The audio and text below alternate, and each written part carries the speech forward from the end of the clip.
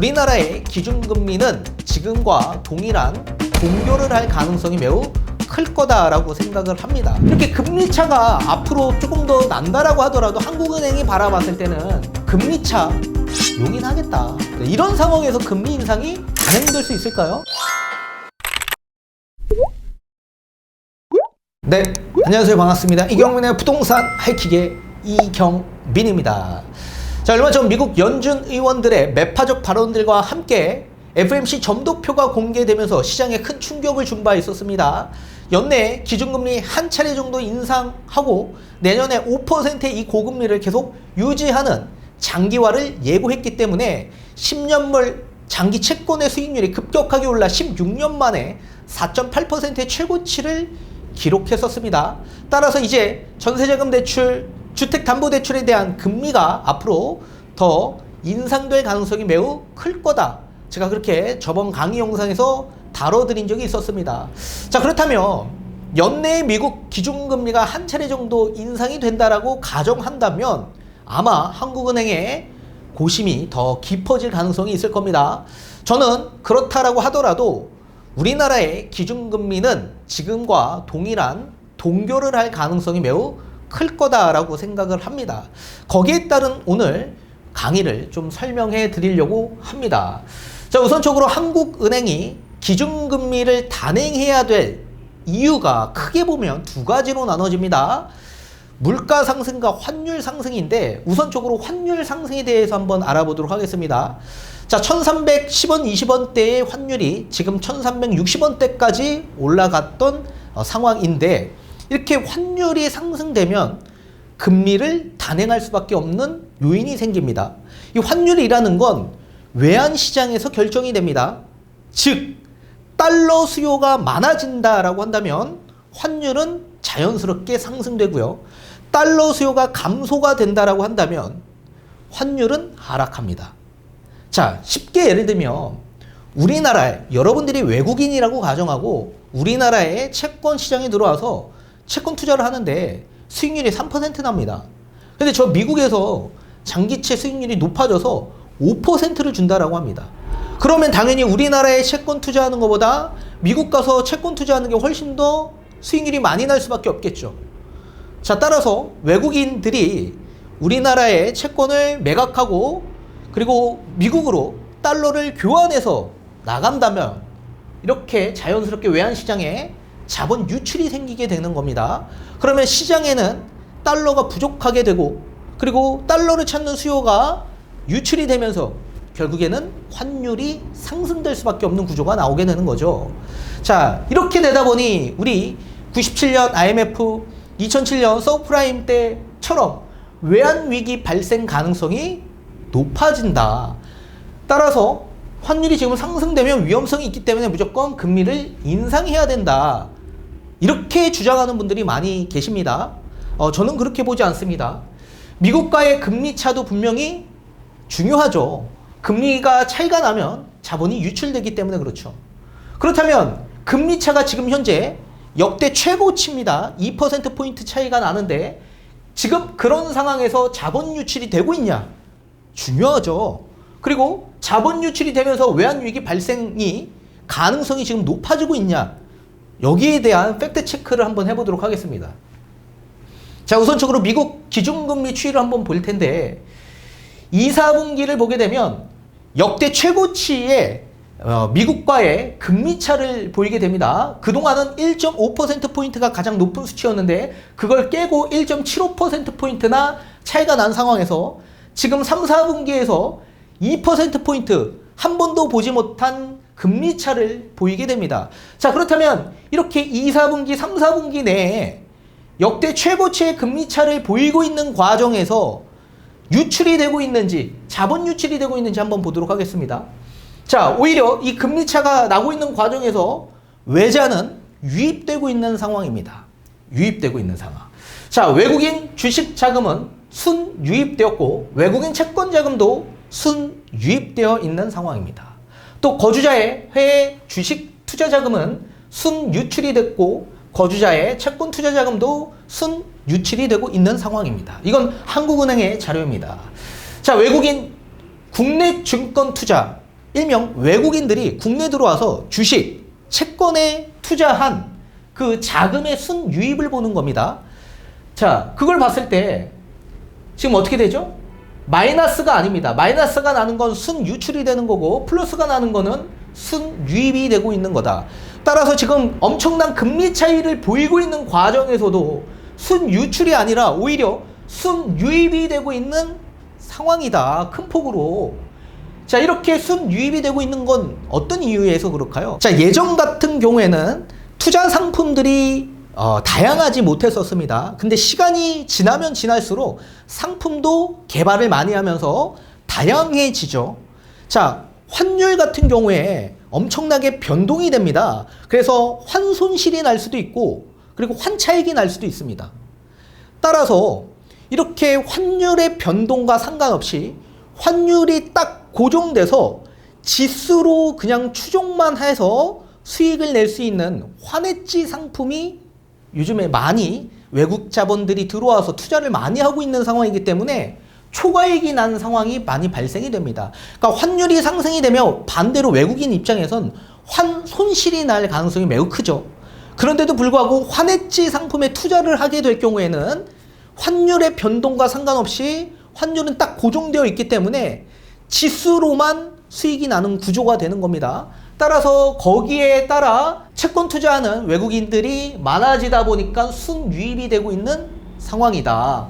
그리고 우리나라 국내 이 반도체 시장도 많이 이 미래성이 부각되고 있는 상황이고 또 업황에 있어서도 굉장히 좋은 수준을 유지하고 있기 때문에 국내에 들어와서 투자하는 외국 자본들이 굉장히 많다. 또 반대로 거주자, 우리나라에 거주하는 거주자가 해외 증권 투자하는 그 비중을 보게 되면 순유출이 되고 있는 상황입니다. 그래서 많이 해외 증권 투자를 하고 있는 상황이다. 이런 상황에서 그 유출이 되고 있는 상황이 예전에 비하면 좀 많이 감소되고 있다라고 보셔야 됩니다. 따라서 앞에서 보신 것과 같이 금리 차가 커진다라고 하더라도 무조건 자본, 외국 자본들이 유출되는 게 아니라 지금처럼 이렇게 유입되고 있는 경우가 있다. 자, 우리나라의 대외 지급 능력은 양호한 상태입니다. 순 대외 금융 자산은 대외 자산과 부채가 모두 증가하면서 지금 전말과 비슷한 수준을 유지하고 있는 상황이고 대외 채무도 마찬가지 전말과 비슷한 수준을 이어가고 있는 상황입니다. 단기 외채는 줄면서 단기 외채의 비중은 하락하고 있는 상황입니다. 그리고 외환 보유액 대비 단기 외채 비율도 하락하고 있는 상황입니다. 은행 부문의 외채 상환 능력도 양호한 것으로 보여지고 있습니다.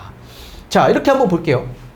우리 대외 금융 자산 그리고 대외 금융 부채에 대한 뜻을 먼저 보게 되면 대외 금융 자산이라는 건 국내에 거주하는 거주자가 해외에 나가서 투자하는 겁니다. 투자한 자산.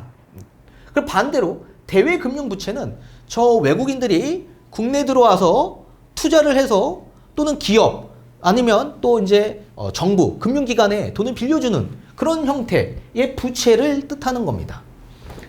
당연히 대외 금융 자산이 많아야 더 우리에게는 이롭습니다. 따라서 순 대외 금융 자산이라는 건 대외 금융 자산에서 대외 금융 부채를 뺀 순수 대외 금융 자산을 순 대외 금융 자산이라고 하는데 이게 어떻게 되죠?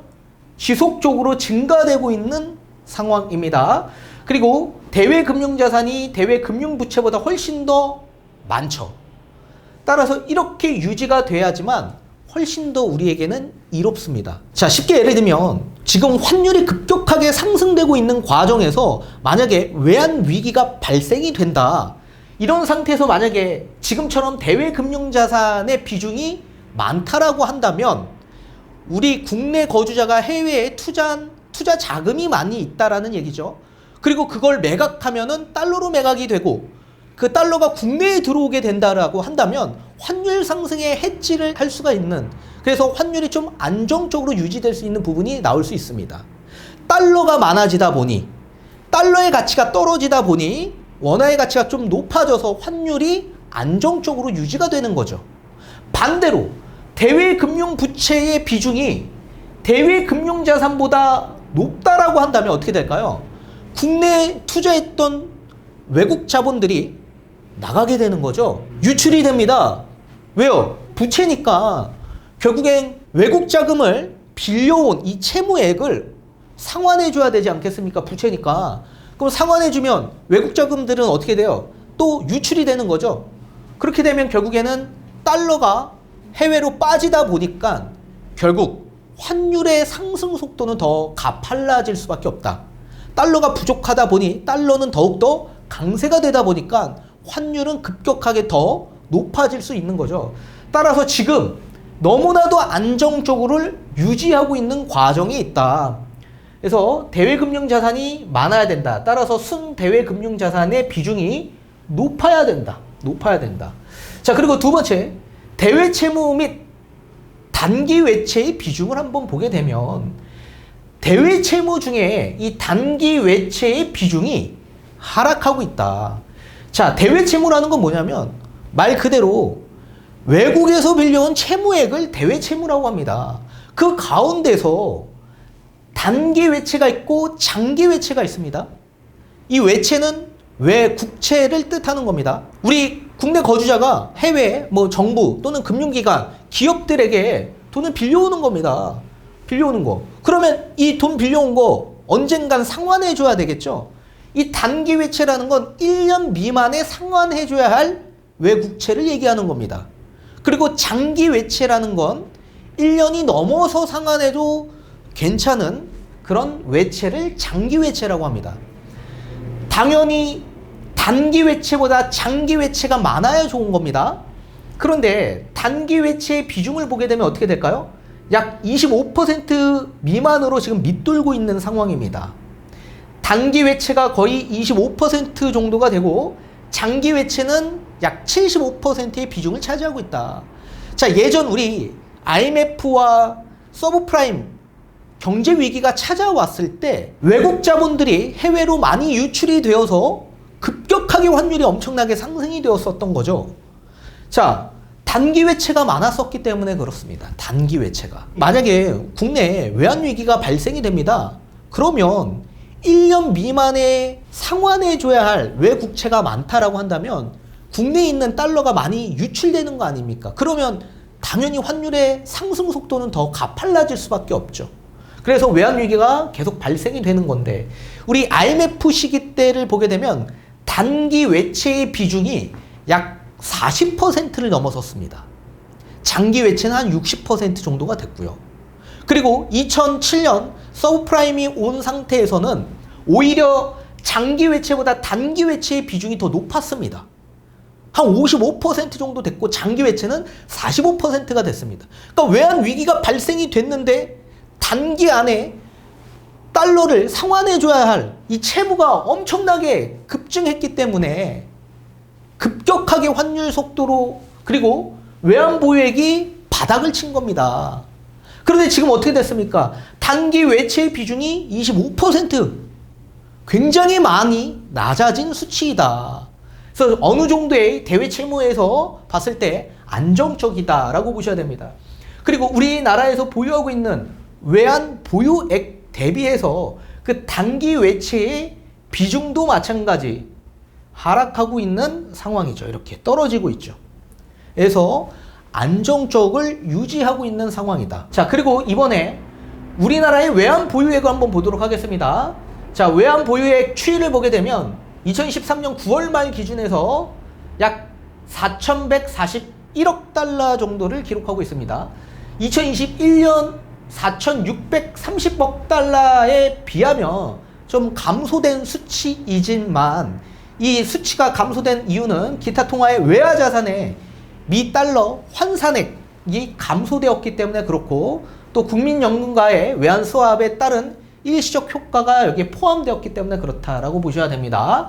자, 어찌됐든 간에 지금 4천억 달러를 계속 유지하고 있는 과정이다.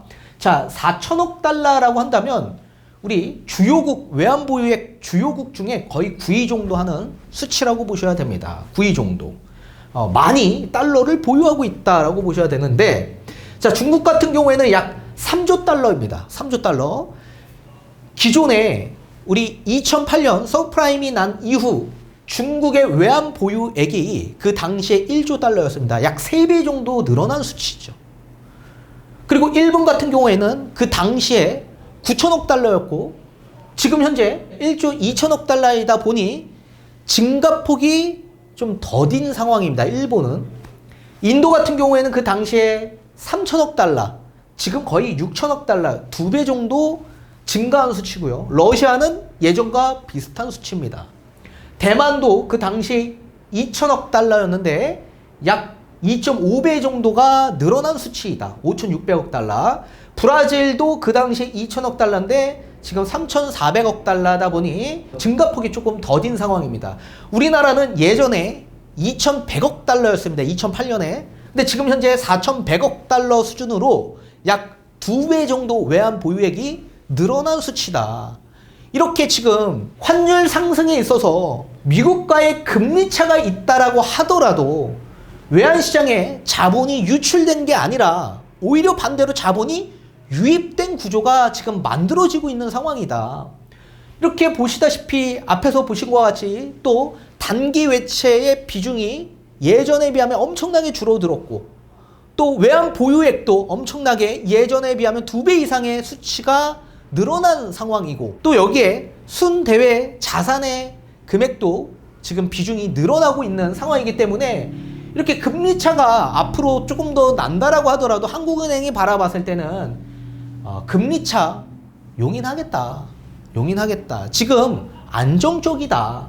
외환시장에서 봤을 때 자본적으로 봤을 때 안정적은 유지하고 있는 상황이기 때문에 금리차에 따른 환율 상승에 연연하지 않겠다라는 의도가 제가 봤을 땐 보이고 있다라는 얘기입니다. 또 두 번째는 금리 인상이 필요한 부분, 물가 상승이 되었을 때죠.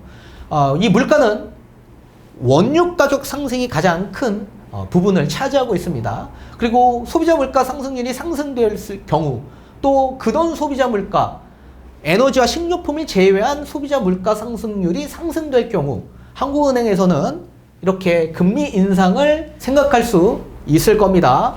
자, 우선적으로 농축산물 같은 경우에는 기상 여건 영향으로 인해서 일부 농산물 가격이 상승했었고 또 국제유가 상승 영향으로 석유 가격도 상승했었고 외식 물가도 둔화의 흐름이 이어지고 있지만 개인 서비스 물가가 상승했고 따라서 2023년 7월 2.3%의 소비자 물가에서 8월달 3.4% 그리고 지금 현재 3.7%로 상승폭이 커지고 있는 상황입니다.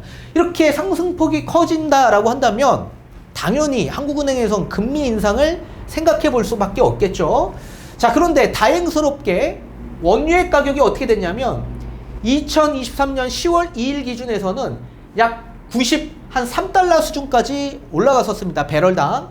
근데 지금 현재 기준에서 보면 85.5달러 두바이유 기준에서 두바이유 뿐만 아니라 WTI 기준에서 82달러, 브렌트유 기준에서 84달러로 80달러 수준까지 다시 낮아지고 안정적으로 유지되고 있는 상황입니다. 자, 따라서 90달러 이상까지 올라가게 된다라고 한다면 아마 소비자 물가 상승률이 높아질 가능성이 있겠지만 이 80달러를 유지하거나 80달러를 밑도는 상황이 나오게 된다라고 한다면 원유의 영향으로 인해서 소비자 물가의 상승폭이 커지진 않을 것으로 보여지고 있습니다. 자, 그뿐만 아니라 OECD 국가에서 선정하는 이 근원 소비자 물가, 식료품 및 에너지를 제외한 이 물가를 보게 되면 예전과 동일하게 3.3%의 물가 상승률이 나왔습니다. 그리고 우리나라에서 보는 근원 소비자 물가 지수는 농산물 및 석유를 제외한 물가 지수입니다. 이걸 봤을 때 8월달 3.9%에서 9월달 3.8%로 낮아진 수치죠. 따라서 아마 소비자 물가 지수보다는 근원 소비자 물가를 염두하고 물가 상승에 따른 금리 인상을 생각할 거다. 그래서 물가 상승의 기준 척도가 근원 CPI라고 보시면 좋을 것 같습니다. 따라서 물가 상승에 있어서 이제 원유 가격이 안정적을 유지하고 소비자 물가 상승은 조금 올라간다라고 하더라도 근원 소비자 물가 상승률이 상승하냐 안정적이냐를 보면서 금리 인상을 할 가능성이 있다. 그런데 지금까지 봤을 때 어떻게 됐습니까? 환율은 상승이 된다라고 하더라도 일부분 금리 차를 용인하고 수용하겠다. 왜? 외환시장의 자본적인 부분에 있어서 안정적이기 때문에. 그리고 물가도 원유 가격이 이제 정상적으로 안정화되고 근원 소비자 물가가 둔화가 된다고 한다면 금리 인상을 단행할 필요가 없어지게 되는 거죠. 근데 혹여나 만약에 금리 인상을 하게 될 경우에 엄청난 부작용이 발생될 가능성이 있습니다. 그 부작용은 금융 시스템의 불안정을 가져올 수밖에 없습니다. 특히 가계대출에 대한 부담 증가가 높아질 수밖에 없죠. 주택담보대출, 특히 전세자금 대출의 금리가 높아지기 때문에, 그리고 PF 대출에 대한 금융 부실의 위험도가 예전보다 높아질 수 있겠죠.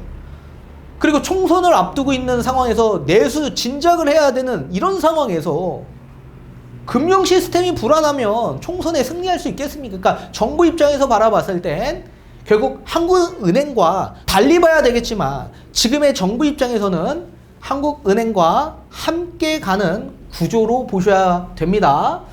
자, 대출 증가 영향으로 인해서 그동안 낮은 수준을 보여왔던 연체율이 대출금리 상승과 경기 회복 지연 등으로 신규 연체가 늘어나면서 오르고 있다. 그리고 당분간 오름세를 유지하더라도 상승폭이 둔화되고 있고 연체율은 연체 채권 정리 규모도 함께 늘어나고 있다. 그리고 취약차주 대상 대출의 이 비중은 약 7.1% 정도로 추산이 된다. 코로나19 피해에 대한 대출에 대한 만기 연장과 원리금 상환 유예, 지연액이 크지 않고 충분한 분할 상환 기간이 주어져서 부실 위험은 제한적일 것으로 보여진다. 자, 이 얘기는 어떤 얘기냐 하나하나 보도록 하겠습니다.